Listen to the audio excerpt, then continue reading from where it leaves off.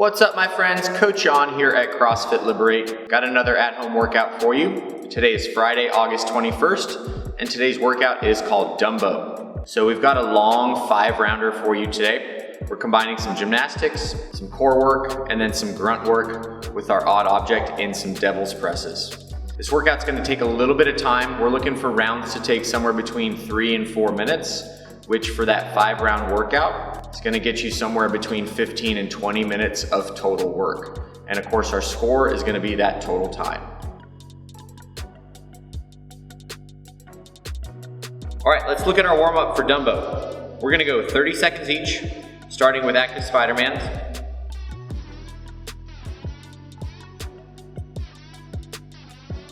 From there, we'll get into a high plank and hit some mountain climbers, bringing those knees all the way up to the elbows.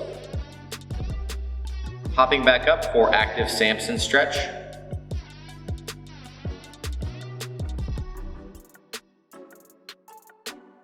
Next, into some frog hops, basically a straight arm burpee.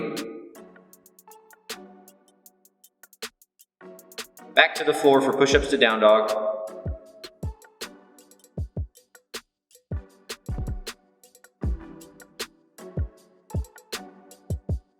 And wrapping things up with 30 seconds of slow burpees.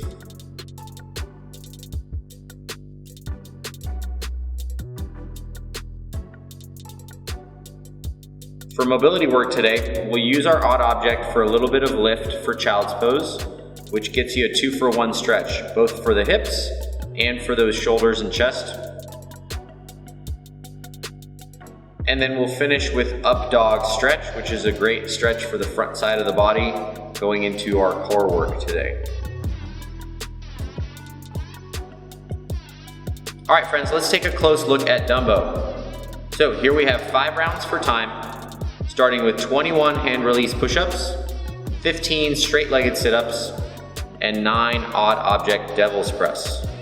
So we have a long 5-round workout today. We're working on some gymnastics, core work, and odd object grunt work, and some devil's press. Score is total time, and we're looking for each round to take 3 to 4 minutes, which equates to 15 to 20 minutes of total time. On those hand release push-ups, at the bottom of each push-up, you'll lift the hands off the ground to stop your momentum before pushing back up. Choose a number or variation that allows you to clear the station in under 2 minutes. With those sit-ups, let's choose a number that you can complete here in about 45 seconds. And finally, on the devil's press, this movement is a combination of a burpee and an odd object ground to overhead. The chest should make contact with the object on each rep. You'll want to swing the object overhead without pausing at the shoulders. Choose a moderate weight that allows you to complete the 9 reps in 1 to 2 methodical sets in each round.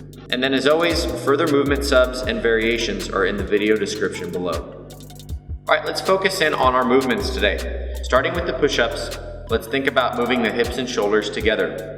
Hips and shoulders together in the push-up means maintaining a plank-like position throughout. Keep the body in one straight line from head to toe. The body moves up and down in the push-up. In your sit-ups, let's look at the shoulder position. Let's make sure we're getting full range of motion on our sit-ups. As we lay back, we're looking for the shoulders to touch the floor behind us, and as we come up to get to the finish position, we're looking for the shoulders to pass the hips and get slightly in front of the hips. Looking at the devil's press, let's make sure to snap the hips. The devil's press is a challenging movement that requires us to get the object overhead in one fluid motion. This big range of motion will be easier to cover if we're snappy with the hips. Similar to a kettlebell swing, we don't want to just use the arms to swing the weight overhead. We want to snap the legs straight by squeezing the quads and glutes to drive the weight into a finish position. The more aggressive the snap, the easier the weight will go up. All right, so strategy-wise with this workout, we're looking at 2 pretty challenging movements in our hand release push-ups and the devil's press. So with that being said, we're not necessarily looking to move at a really fast pace with this workout. Instead, we're thinking sort of smooth over fast. All right, so a few more tips for you here. With those hand release push-ups, break these up early and often. Once push-ups go, they're really hard to come back. On your sit-ups, that's the best place to breathe on this workout, so really focus on catching your breath there. And then on the devil's press, slow and steady wins the race, okay? This is a movement with a long range of motion. If you start moving too fast, that heart rate's gonna spike, it's gonna be bad news. Slow and steady wins the race on the devil's press. All right, y'all, make sure you get after this workout. As always with CrossFit, our goal is to bring intensity to our work. That's what yields results. And then I also want to make sure that you're tracking your results in some way, whether it's a notebook or an app like SugarWOD. We want to be tracking our results. That's how we know we're getting fitter. And then if you plan on coming back to the gym, cannot wait to see you back here in person and coach you in real life.